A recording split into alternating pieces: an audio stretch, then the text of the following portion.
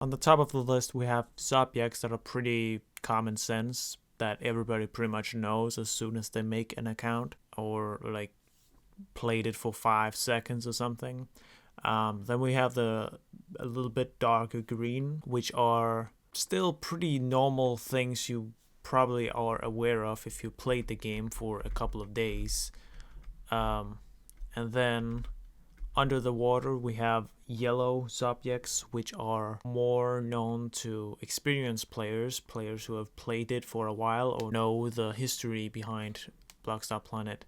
And then we got orange and red subjects, which are probably new for all of you. It's very unlikely anybody knew about these.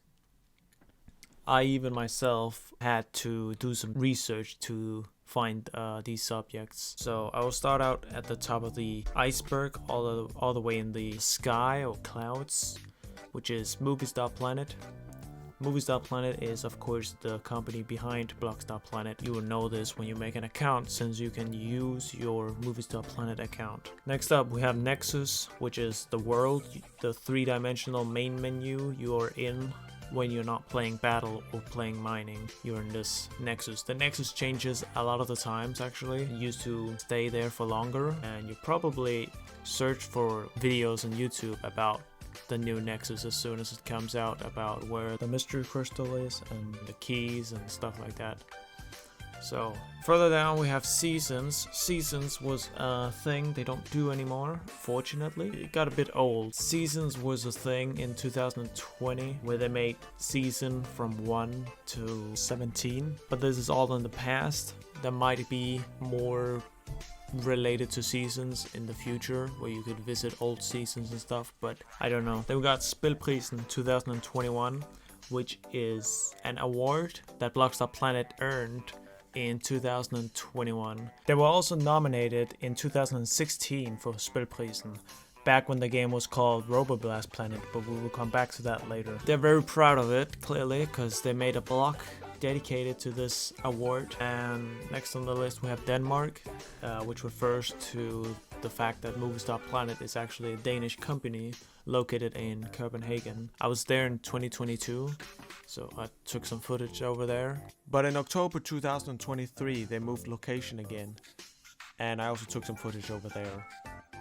Then we have the Indie Dragon, Rainbow Headphones and Dragon 2.0, which are the most used and played creations, at least for a long time. The Indie Dragon has been surpassed now, and Dragon 2.0 is no longer available, unfortunately. Then there's the April Fools.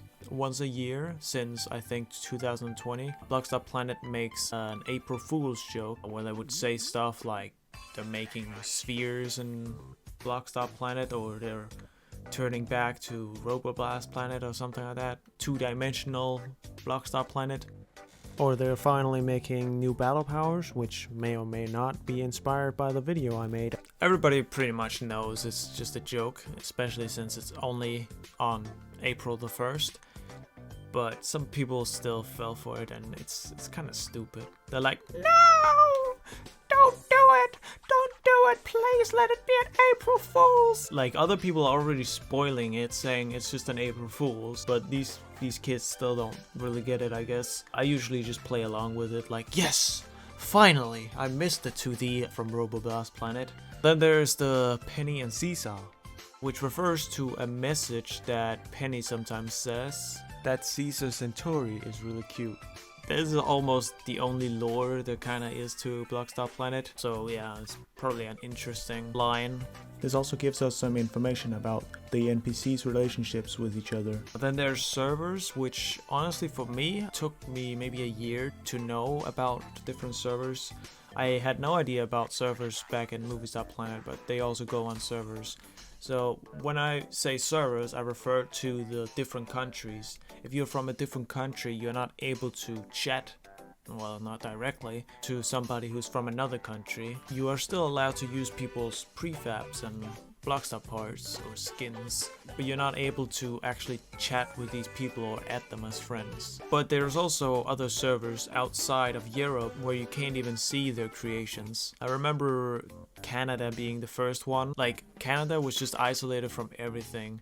It was only Canadians builds you could see if you were from Canada, because USA server was not a thing back then, and neither was New Zealand or whatever they have now, Australia. So now we get to the more unknown subjects. I mean, these are very known, especially for all my friends and stuff, but if you just started out in the game, you don't know about this, which is RoboBlastPlanet, obviously referring to BlockStarPlanet's past name, RoboBlastPlanet, which they changed the name in 2017 to BlockStarPlanet because they felt like the whole robot theme was not really what the game was about anymore. They felt like the community started just being about, you know, creativity and building with blocks. So they named it BlockStarPlanet. I don't really like this change personally, because robots were, I mean, it was pretty cool, and now it just doesn't have a real theme. It's just blocks, and was already about blocks. And also they named it BlockStarPlanet, which just makes it sound like MovieStarPlanet. Like, why is it block stars? Why not RoboBlasters, you know, blasting robots? It was pretty cool. Nonetheless, it has changed a lot for the better good since RoboBlastPlanet, more optimized and stuff like that. Well, until they recreated it in Unity. Next subject is old ads. I don't think they were that popular because I think I've only seen it 2 times or something in the TV. I don't remember what channel it was on. It might have been Nickelodeon, because I do think MovieStarPlanet has like some kind of connection with Nickelodeon. But yeah, it was a RoboBlastPlanet ads about blasting other players and stuff. They did change it in 2017 after they changed their name, but it was basically the same ad, where they would just switch it out with block stars instead of robots.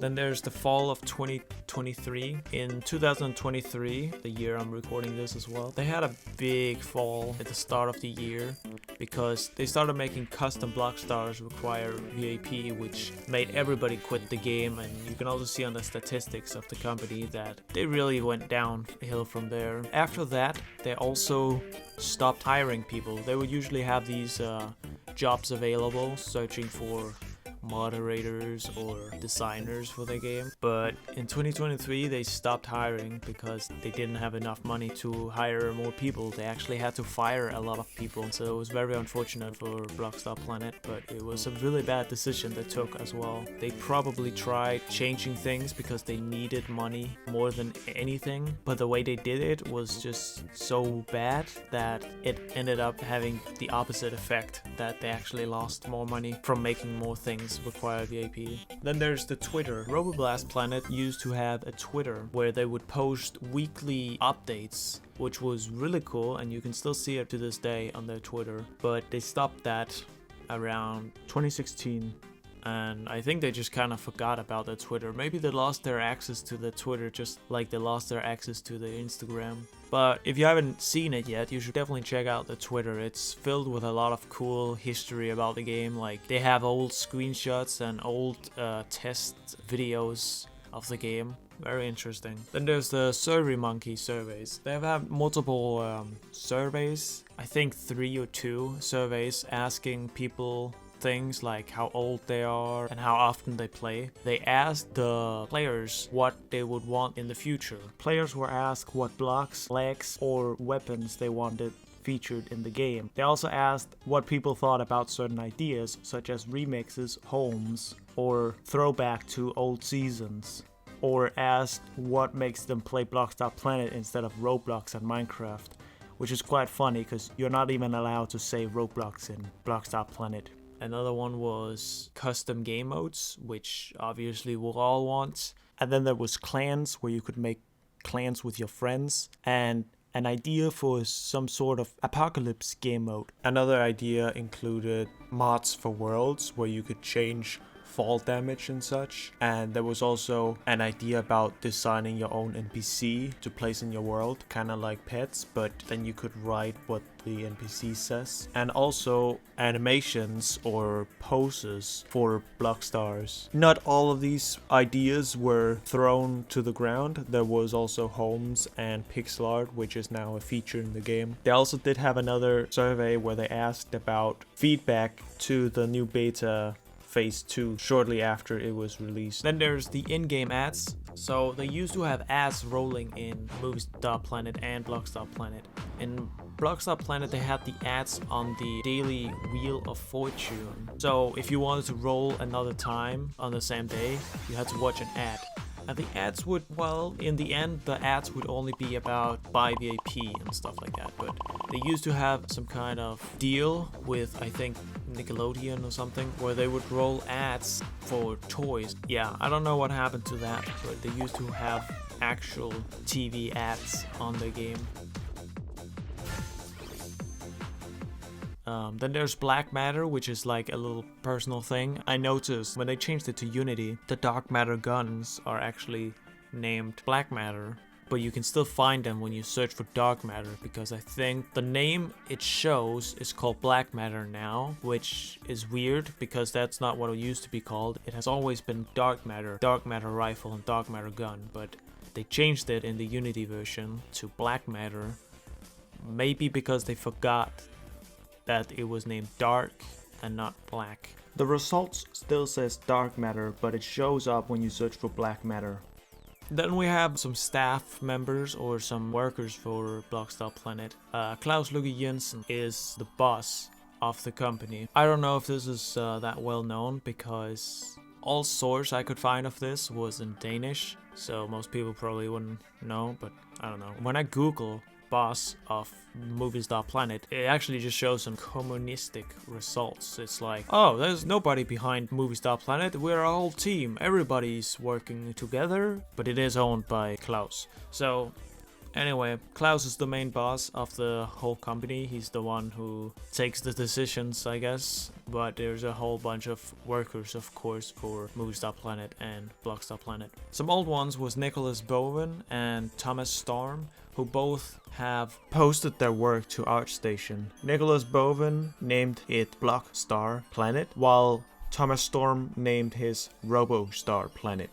I don't know why both of them have written it wrong, but it's really interesting, the 3D models that they've made for the game. Nicholas Bowen has made this kangaroo, while Thomas Storm has posted about the first concepts and ideas for RoboBlastPlanet. Bowen and Storm are not working for BlockStarPlanet anymore. They stopped working there in about 2018, I think. But the next guy, Tobias Thorgaard, is actually still working for BlockStarPlanet.